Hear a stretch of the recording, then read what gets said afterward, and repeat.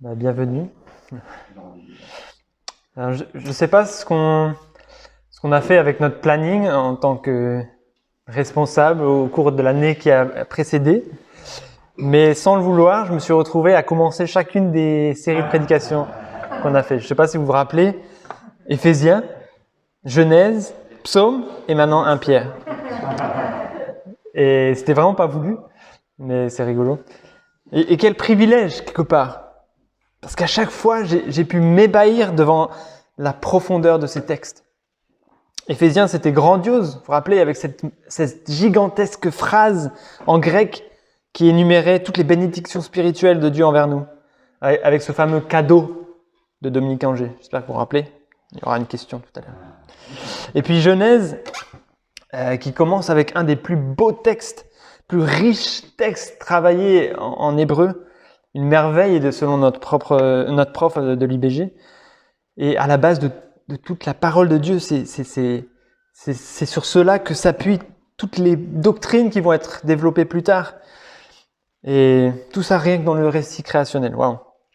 Puis les psaumes qui s'ouvrent sur ces portes de la prière, les psaumes 1 et 2. La parole de Dieu, c'est vraiment magnifique. C'est de l'or en barre, comme dirait Tony Reinke. Dans d'autres livres, on trouve parfois des pépites d'or, des choses intéressantes. On note la phrase, mais la Bible, c'est de l'or en barre, c'est du concentré, c'est magnifique. Alors aujourd'hui, comme vous le savez, on va commencer une nouvelle série de prédications textuelles suivies sur 1 Pierre. Et surprise, 1 Pierre est saturé de Dieu, extrêmement riche, profond, au point que Luther il disait de cette lettre, c'est un des livres les plus nobles du Nouveau Testament.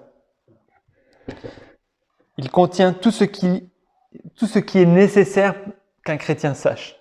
Alors, je me réjouis de pouvoir creuser toute cette lettre et voir. Et puis Edmond Clooney disait, c'est le résumé le plus condensé du Nouveau Testament sur la foi chrétienne et sur la conduite qu'elle inspire. Alors, commençons la lecture. On va se limiter aux 2 premiers versets. Je ne vais pas faire une John MacArthur de la part de Pierre. Alors, Pierre On va lire les 2 premiers versets. Je lis dans le second 21. De la part de Pierre, apôtre de Jésus-Christ, à ceux qui sont étrangers et dispersés dans le Pont, la Galatie, la Cappadoce, l'Asie et la Bithynie. À vous qui avez été choisis, verset 2, conformément à la prescience de Dieu le Père et conduits à la sainteté par l'Esprit, afin de devenir obéissants et d'être purifiés par le sang de Jésus-Christ. Que la grâce et la paix vous soient multipliées. Alors commençons par le début. De la part de Pierre, apôtre de Jésus-Christ. Pierre, c'est qui ce Pierre? Vous le connaissez? C'est bien le Pierre que l'on connaît, je vous rassure. Ce n'est pas un autre Pierre. Il y en a que un dans le Nouveau Testament qu'on connaît bien comme ça. Pierre, c'est bien l'apôtre, l'un des disciples de Jésus. Celui qui faisait partie des 3 plus proches disciples de Jésus. Celui qui a tout quitté pour suivre Jésus. Celui qui a marché sur l'eau pendant un moment, puis a flanché, que Jésus a récupéré. Celui qui a dit qu'il n'abandonnerait jamais Jésus et qui le soir même l'a renié 3 fois. C'est celui aussi qui a pleuré amèrement lorsque Jésus s'est retourné ce soir-là. C'est celui qui a pu répondre 3 fois « Oui, tu sais que je t'aime » à Jésus lorsqu'il lui a posé la question « Pierre, m'aimes-tu » comme pour le laisser restaurer son triple reniement. Quelle grâce! C'est lui aussi qui, 50 jours après ces événements, ayant reçu le Saint-Esprit, a prêché avec assurance devant une grande foule à Jérusalem, dont 3000 personnes se sont tournées vers le Seigneur. C'est lui qui a été secouru de prison par un ange, vous vous rappelez, et qui s'est remis à prêcher dans le temple dès le lendemain matin, malgré l'interdiction, et qui s'estimait joyeux d'avoir été jugé digne d'être maltraité pour le nom de Jésus. Très important, on verra que c'est un des thèmes de la lettre qu'il écrit. C'est lui qui a ressuscité Tabitha, qui a découvert le mystère de Dieu, vous vous rappelez? Le mystère de Dieu, c'est que l'évangile est à la fois pour les juifs et les non-juifs. Avec Corneille, qui a voyagé beaucoup, qui a prêché partout et qui est mort martyr à Rome, probablement. Un homme ordinaire, utilisé d'une façon extraordinaire par Dieu. Donc, le 18 juillet de l'année 64, donc 64 de notre ère, Rome a brûlé. Vous connaissez cette histoire, probablement sous l'impulsion de Néron. Et alors que les rumeurs circulaient quant à la responsabilité de Néron dans l'incendie, il a rejeté la faute sur les chrétiens et ils furent l'objet d'une violente persécution. Et c'est à cette époque-là que Pierre est probablement mort, dans la période autour de cette persécution. Cette lettre a donc dû être écrite avant. C'est très probable, la plupart des commentateurs s'accordent pour dire que c'est bien Pierre qui l'a écrit. Il y en a d'autres qui ont évoqué d'autres théories, mais c'est Pierre qui l'a écrit. Et donc il a dû l'écrire avant. Et les persécutions qu'on voit un peu dans cette lettre ne semblent pas aussi terribles que celles de Rome et de celles qu'on a dans les livres d'histoire. Mais Pierre prévient ses lecteurs. Prévient ses lecteurs, notamment au chapitre 4, verset 12. « Mes bien-aimés, ne soyez pas surpris de la fournaise qui sévit parmi vous pour vous éprouver, comme s'il vous arrivait quelque chose d'étrange. » La fournaise dont il parle, elle peut signifier simplement des épreuves terribles, la persécution, mais elle nous fait penser aussi à ce qui s'est passé à Rome, après l'incendie où les chrétiens étaient notamment attachés sur des poteaux, aspergés d'huile et brûlés, flambés à la nuit tombante pour faire office de torche et assouvir la cruauté de Néron. On sait que Pierre était probablement à Rome à cette époque-là, et le mot Babylone, que vous avez peut-être vu à la fin du chapitre 5, est un nom codé qui signifie Rome, comme on peut voir aussi dans l'Apocalypse. Il dit « Ceux qui ont été choisis comme vous et sont à Babylone vous saluent ». Donc c'est ça aussi qui nous permet de dire qu'il était à Babylone, à Rome du coup. Cette lettre, il l'écrit pour encourager ses lecteurs, notamment à travers la souffrance due à leur appartenance à Christ. On dit souvent que c'est l'épître de la souffrance. C'est un constat un peu négatif, je trouve. Je pense qu'on pourrait plutôt dire que c'est l'épître de l'espoir face à la souffrance. Mais c'est bien plus que cela. Comme Luther le disait, c'est une multitude de thématiques dans cette lettre. Et par exemple, je vais vous en citer quelques-unes, on voit dans Pierre la joie et l'espérance par rapport au jour où le Seigneur reviendra. On voit l'identité du chrétien ancrée dans l'histoire du peuple de Dieu, dans l'Ancien Testament. Et de ça découle une manière de vivre dans la sainteté. Pierre parle de la régénération, de la nouvelle naissance, du rôle de la parole de Dieu et comment les gens intègrent le peuple de Dieu. Pierre parle de l'éthique du chrétien dans la société. Vous connaissez probablement le passage qui parle de se soumettre aux autorités. Ça veut dire quoi d'être chrétien dans la société ? Et Pierre parle aussi de l'unité entre les souffrances du chrétien et les souffrances de Christ. Et ça, on le verra aussi à plusieurs reprises où on voit l'exemple de Christ qui a souffert pour nous, avant nous, et qui est notre modèle et qui aujourd'hui a connu la gloire, ce qui sera aussi notre cas. Mais alors, à qui écrit-il, ce Pierre ?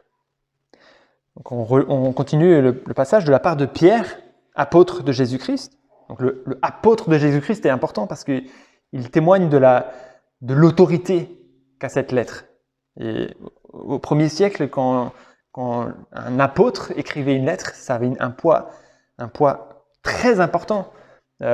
D'autres chrétiens très importants disaient « mais je ne suis pas apôtre, je n'ai pas la même autorité ». Et puis là, le texte est dans la parole de Dieu.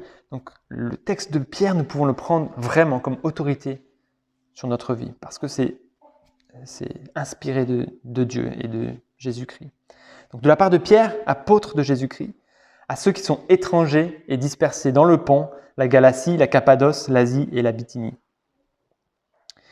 Pierre écrit aux églises d'Asie mineure, qui sont toutes situées au nord, et on pourrait dire au centre aussi, de la Turquie actuelle. Mais il écrit en réalité à tous les chrétiens, nous y compris, à tous ceux qui ont été choisis par Dieu. Parce que dans le même verset, c'est pas forcément visible dans la version second 21, si vous l'avez, mais le mot choisi qui apparaît un peu plus tard est en fait dans le texte grec, juste avant étranger. C'est les élus étrangers, on verra un peu plus tard. C'est tous ceux qui sont choisis. Et donc cette épître est appelée une épître générale ou une épître catholique. Alors ça ne veut pas dire que c'est l'épître pour les catholiques et nous on a d'autres épîtres qui sont protestantes. C'est catholique dans le sens universel. Elle s'adresse à tous les chrétiens. Et il y en a d'autres qui sont aussi des épîtres générales, c'est les épîtres de Jean, de Jacques, de Jude. Alors, de la part de Pierre, apôtre de Jésus-Christ, à ceux qui sont étrangers et dispersés dans le Pont, la Galatie, la Cappadoce, l'Asie, la Bithynie. À vous qui avez été choisis. Qui sont ces étrangers? Est-ce que ce sont des Juifs étrangers dans un autre pays? Donc là, ça serait en Asie mineure. Ou est-ce que c'est des gentils, des païens qui se sont convertis et qui sont étrangers dans leur propre pays, dans leur propre nation? Il y a des discussions qui ont eu lieu au cours des siècles sur cela, mais il y a deux bonnes raisons qui nous laissent penser que ce sont plutôt des chrétiens d'un arrière-plan non juif, comme nous, par exemple. Il y a d'autres textes la première raison, c'est qu'il y a d'autres textes du Nouveau Testament qui parlent de la même manière des chrétiens, qui sont étrangers sur la terre parce que citoyens du ciel. Il y a Philippiens 3,20 que vous connaissez. Quant à nous, notre droit de cité est dans le ciel, d'où nous attendons aussi comme sauveur le Seigneur Jésus-Christ. Il y a Hébreux 11,13. C'est dans la foi qu'ils sont tous morts sans avoir reçu les biens promis, mais ils les ont vus et salués de loin, et ils ont reconnu qu'ils étaient étrangers et voyageurs sur la terre. On parle bien de tous les chrétiens. Là, c'est les héros de la foi. En effet, Hébreux 13, verset 14, en effet, ici-bas, nous n'avons pas de cité permanente, mais nous recherchons celle qui est à venir. Voilà, la première raison, c'est que le reste du Nouveau Testament parle des chrétiens comme cela, comme des étrangers sur la terre, comme des exilés. Deuxième raison, c'est dans l'épître de 1 Pierre, un peu plus loin, chapitre 4, versets 3 et 4, je vais vous les lire. C'est déjà bien suffisant d'avoir par le passé accompli la volonté des non-croyants en marchant dans les désordres, les convoitises, l'ivrognerie, les orgies et d'autres beuveries, ainsi que dans les idolâtries criminelles. Aussi trouve-t-il étrange que vous ne vous précipitiez plus avec eux dans le même débordement de débauche et ils vous calomnient. Donc là, Pierre est en train de dire que ses lecteurs ne pratiquent plus, mais l'ont pratiqué avant, toutes ces choses-là. On parle de convoitise, d'ivrognerie, d'idolâtrie criminelle, et ça ne correspondrait pas du tout avec la rigueur et l'observance de la loi que des Juifs qui auraient été là-bas auraient eu. Ça ne correspond pas. Là, on voit bien des mœurs, des habitudes de vie qui sont païennes. Et donc, voilà, deux raisons qui nous font penser que c'est des gens d'arrière-plan non juifs à qui ils sont adressés. Donc, nous sommes particulièrement concernés parce que nous sommes exactement comme eux. Alors, les exilés de la dispersion, ou alors dans 2 Corinthiens, c'est dit les étrangers et dispersés, ce sont tous les croyants, tous les chrétiens qui sont en exil, loin de leur patrie céleste. Et donc, si vous croyez que Jésus est votre Sauveur et Seigneur, vous êtes de ces étrangers. Votre première patrie est au ciel, et votre deuxième est peut-être en France ou ailleurs. Mais l'écart des priorités entre ces deux citoyennetés est infini, en tout cas devrait l'être. Par rapport à cette citoyenneté céleste, par rapport au fait d'être étranger, il peut y avoir plusieurs cas. Peut-être que vous vous sentez différent du monde qui vous entoure. Vous avez l'impression que les gens qui vous côtoient vous regardent bizarrement, se moquent de vous, que vous ne rentrez pas dans le moule dans lequel la société voudrait que vous rentriez. Aller à l'église le dimanche matin, ne pas faire de soirée arrosée avec les potes, lire la Bible, obéir à ce que dit la Bible, notamment concernant le mariage, la sexualité, le rapport à l'autorité. Tout ça peut paraître bizarre aux yeux du monde. Et ce qui est différent est souvent raillé, moqué, mis de côté. Mais alors laissez-moi, si vous êtes dans ce cas-là, laissez-moi vous rassurer, c'est normal. Et Pierre adresse sa lettre à ceux qui sont dans ce cas-là. C'est normal parce qu'on est vraiment des étrangers, des aliens, des immigrés. Nous ne sommes plus d'ici. On devrait de mieux en mieux le comprendre en avançant dans ce texte et les dimanches suivants aussi. Mais soyez rassurés. Peut-être quand on est jeune dans la foi, on ne comprend pas pourquoi on se sent plus en accord, en phase avec le monde. Mais c'est normal. Mais il y a un autre cas qui peut arriver aussi. Peut-être, ça sera plus votre cas, je ne sais pas. Peut-être vous ne sentez pas vraiment étranger. Peut-être vous êtes bien intégré, tout le monde vous respecte, vous estime. On dirait que vous appartenez bien au groupe non chrétien dans lequel vous évoluez. Pas de moquerie, pas de regard bizarre, tout va bien. Pas de différence en réalité. Tout est tranquille. Et si vous êtes dans ce cas-là, c'est plus inquiétant. Soit vous n'êtes pas né de nouveau, peut-être vous n'êtes en réalité pas étranger, parce que vous n'êtes pas encore chrétien, pas enfant de Dieu, et du coup pas citoyen d'une cité céleste. Et dans ce cas-là, c'est normal. Et la bonne nouvelle, c'est que vous pouvez le devenir en reconnaissant que vous êtes pécheur, perdu, condamné à mort, et que seul Jésus, parce qu'il est mort pour vos péchés, peut vous sauver. Si vous croyez ça, et que vous acceptez Jésus comme votre Sauveur et Seigneur, vous pouvez avoir l'assurance d'être sauvé. Et vous serez du coup étranger. Et vous aurez la joie de pouvoir souffrir pour le nom de Jésus. Alors, soit c'est ce cas-là, soit vous êtes né de nouveau, mais vous êtes endormi, bercé par le doux murmure du monde. Et dans ce cas-là, réveillez-vous! Vous êtes citoyen du ciel. Vous n'appartenez plus à ce monde. Vous avez été sauvé par le Dieu de l'univers, qui veut maintenant que vous le serviez, que vous abandonniez, comme on le verra au chapitre 2, les désirs de votre nature propre qui font la guerre à l'âme. Donc 2 cas par rapport à votre statut d'étranger. Soit vous vivez comme des étrangers, c'est bien, soyez rassurés, c'est normal d'être persécuté, moqué, dévisagé, rejeté. Soit vous vivez comme les gens qui vous entourent, il n'y a pas de différence. Et alors là, alerte! Soit vous n'êtes pas né de nouveau, soit vous êtes endormi. Alors, continuons le texte pour creuser un peu cette notion d'étranger.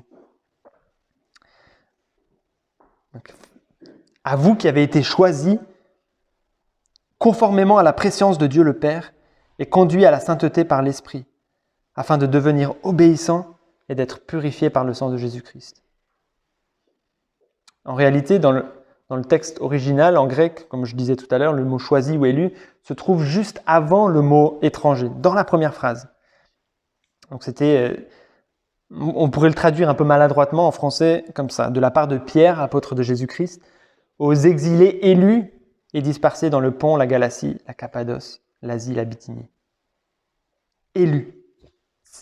C'est vraiment important.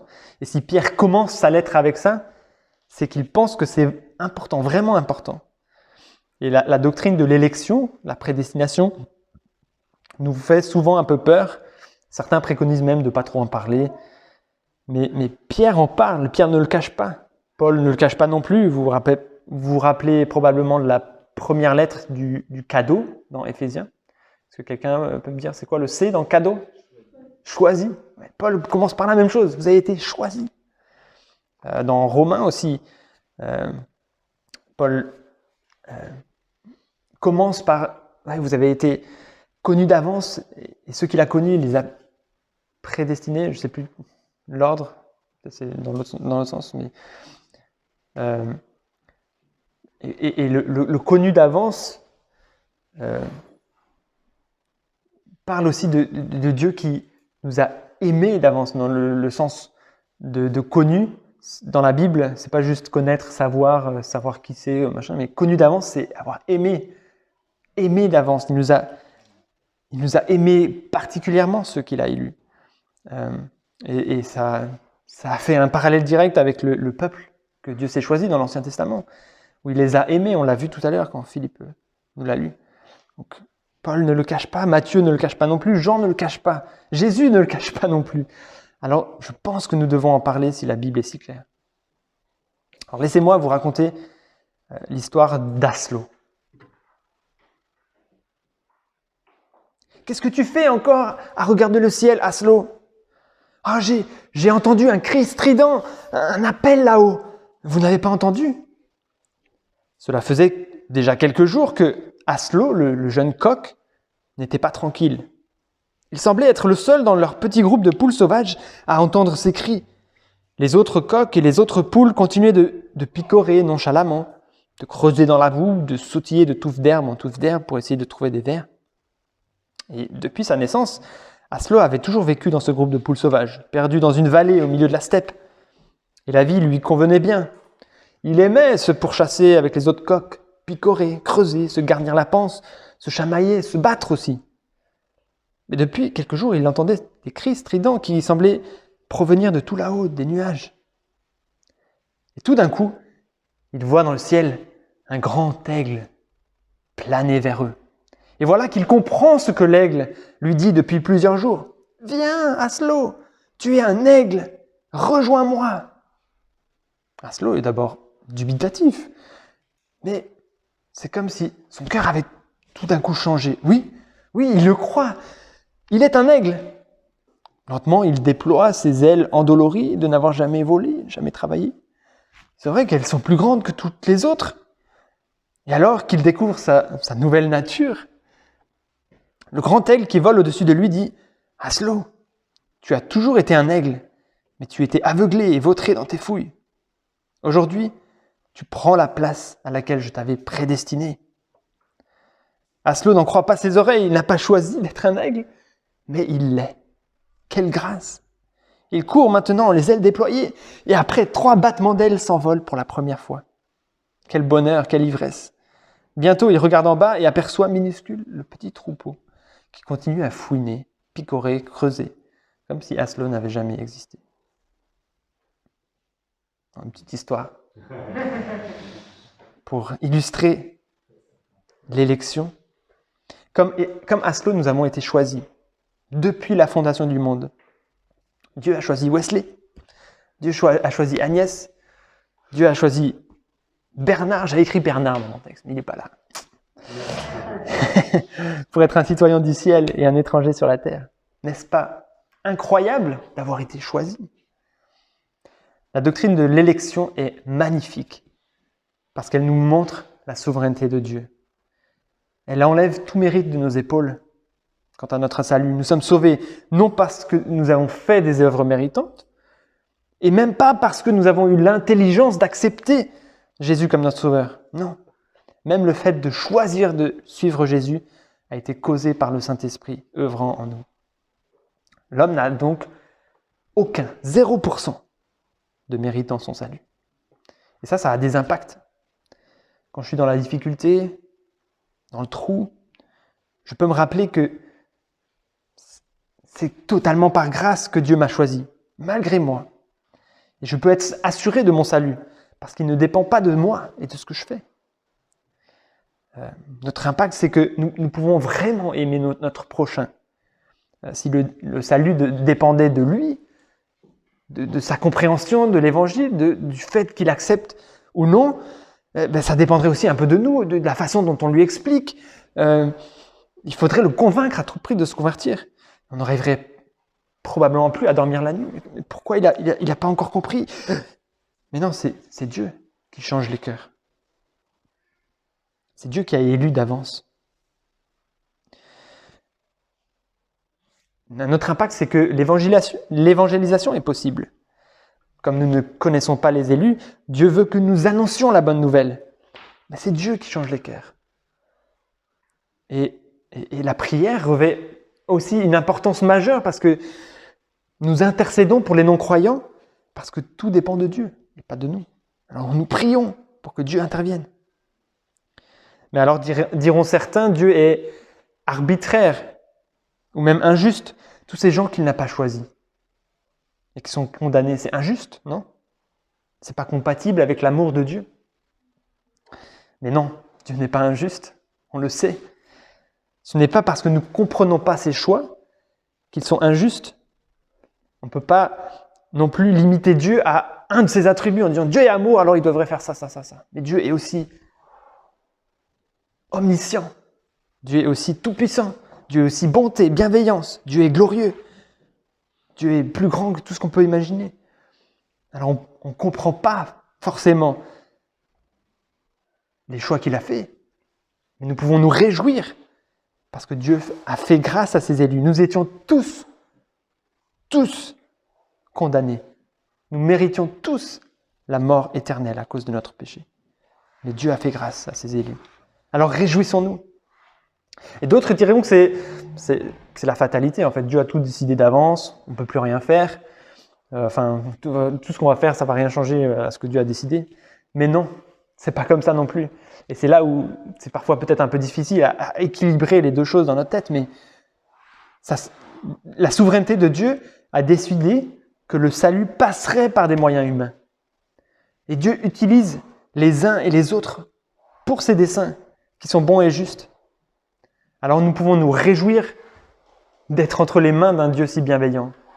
Dieu s'occupe de tout, Dieu a tout décrété, mais en même temps, il nous utilise pour son œuvre et nous pouvons avancer avec confiance en Dieu.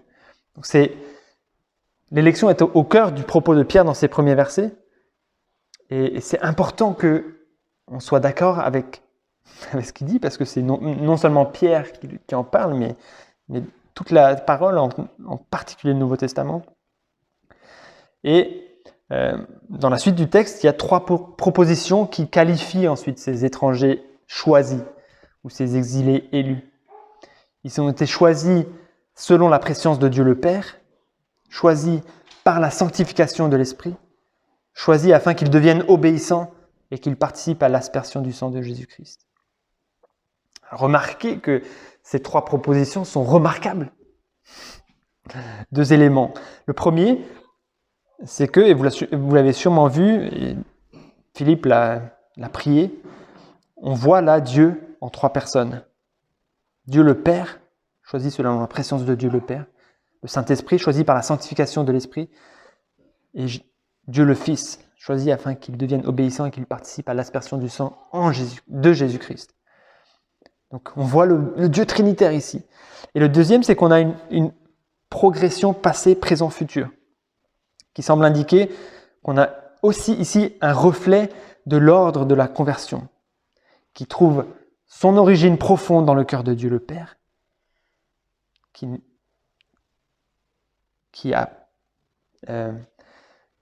a prédestinés, qui est rendue opérante dans la vie des hommes par le Saint-Esprit et qui est prouvée à travers des expressions personnelles de la foi en Jésus-Christ. On a vraiment un joyeux ici encore. Il faudrait encore plus méditer, plus creuser, mais on n'a pas vraiment le temps ce matin. Donc nous avons été choisis selon la prescience de Dieu. Ça veut dire quoi la prescience? Est-ce que ça veut dire que Dieu savait d'avance qu'on allait se tourner vers lui et du coup il nous a choisis? C'est tentant de penser comme ça, mais ça ne marche pas en fait. Ça impliquerait que la décision de se tourner vers Christ est au moins en partie la mienne. Moi, Dieu savait que j'allais choisir de le suivre, alors il m'a élu d'avance. C'est pas comme ça qu'il faut le comprendre, c'est pas comme ça que la Bible l'explique. Parce que du coup, je mériterais même un petit peu mon salut. Oui, c'est parce que j'ai choisi en fait, c'est parce que j'ai eu l'intelligence de faire le bon choix. Mais non, c'est Dieu qui nous a choisis. Et c'est le Saint-Esprit qui produit en nous même ce choix-là. La foi, le fait de croire, n'est pas la base de l'élection, mais son fruit. Ce n'est pas la cause de l'élection, c'est pas parce qu'on a cru que Dieu en fait nous a élus d'avance, mais c'est son effet. Nous ne sommes pas choisis par Dieu parce qu'il prévoyait que nous le choisissions. Non, nous l'avons choisi parce que dans l'éternité passée, il nous a gracieusement choisis. Ainsi, le choix fait par Dieu envers certains pécheurs méritant l'enfer n'était pas dépendant d'une volonté autre que la sienne. Et dans Romains 9, verset 16, il est écrit « L'élection ne dépend ni de celui qui veut, ni de celui qui court, mais de Dieu qui fait miséricorde. » Et alors finalement, nous avons été choisis afin qu'on devienne obéissants et que nous participions à l'aspersion du sang de Christ. Un peu plus loin, Pierre nous dit au verset 18 et 19, « C'est par le sang précieux de Christ qui s'est sacrifié que nous avons été rachetés de la manière de vivre dépourvue de sens que que nous avaient transmises nos ancêtres. Ça veut dire que lorsque nous pratiquons des choses qui ne sont pas obéissance à Dieu, mais plutôt la vaine manière de vivre héritée de nos pères, ou la manière de vivre dépourvue de sens, transmise par nos ancêtres, nous sommes en train de mépriser le sang de Christ. C'est grave. Et c'est hyper important. Notre salut n'est pas le seul but de l'élection. Nous avons été choisis pour obéir à notre Dieu, pour l'adorer, afin que Dieu soit glorifié.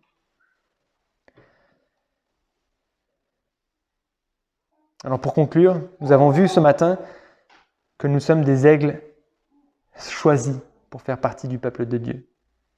Et à ce titre, nous sommes devenus citoyens du ciel et étrangers sur la terre. Comme Aslo, c'est pas nous qui avons choisi d'être un aigle, c'est Dieu. Mais est-ce que Aslo, lorsqu'il est maintenant citoyen du royaume des aigles, est-ce qu'il va retourner picorer, fouiner la terre, se battre avec des coqs, se couvrir de boue?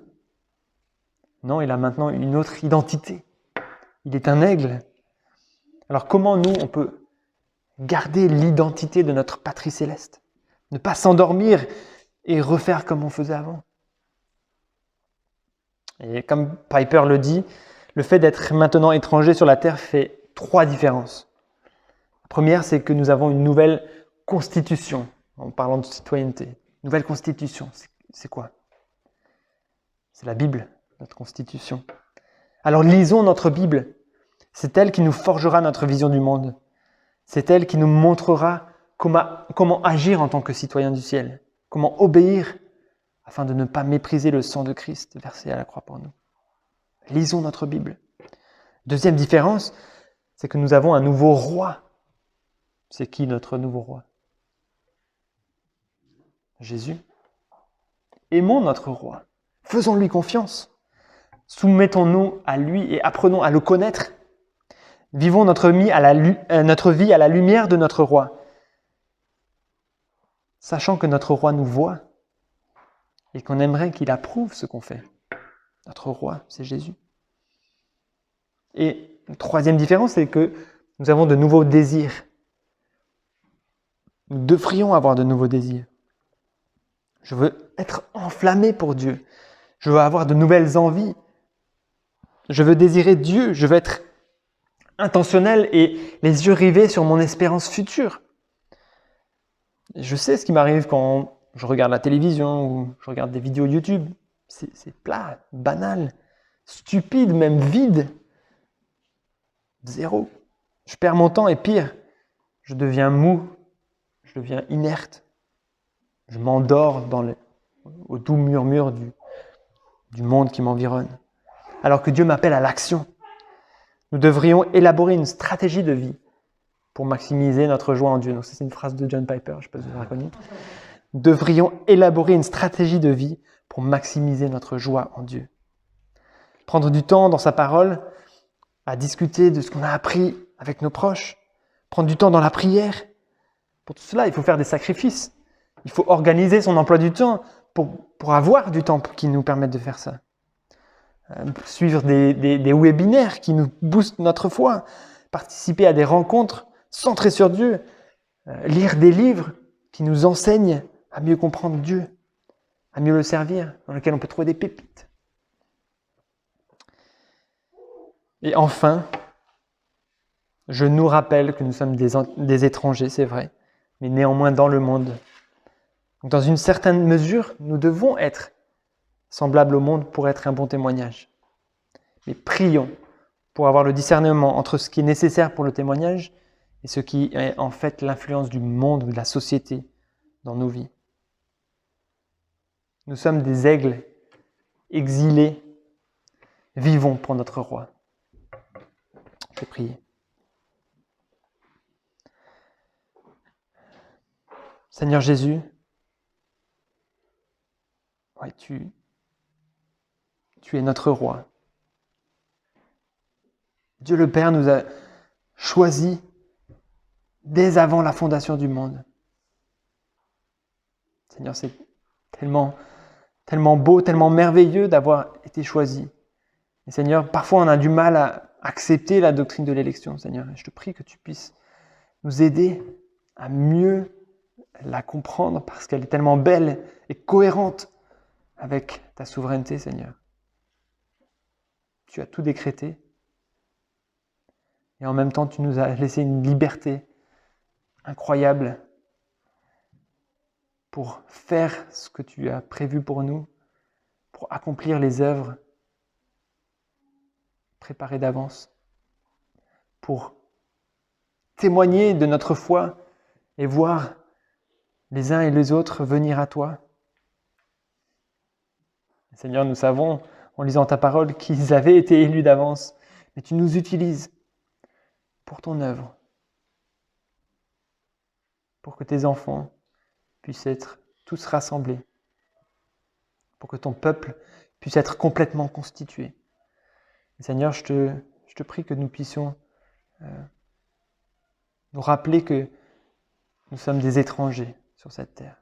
Nous sommes citoyens du ciel et nous languissons après notre vraie patrie, notre maison qui est avec toi au ciel. Seigneur, sur cette terre, je te prie que tu puisses nous utiliser, nous réveiller, ne pas nous laisser nous endormir dans les travers du monde, Seigneur, mais que tu puisses nous donner de la fougue pour nous mettre à l'action, une intentionnalité telle que nous pourrons être des outils efficaces entre tes mains. Seigneur, on sait que c'est toi qui œuvres en nous et qu'on a besoin que toi tu fasses ton œuvre dans nos cœurs et dans nos vies. Et Seigneur, on te demande de venir nous utiliser. Seigneur, on ne veut pas rester inactif, mais on veut se donner tout entier à toi, Seigneur. Organiser nos emplois du temps comme des citoyens du ciel, Seigneur, pas comme des citoyens de la terre. Aide-nous, s'il te plaît, Seigneur, à intégrer tout ça et mettre en pratique dans nos vies. Au nom de Jésus. Amen.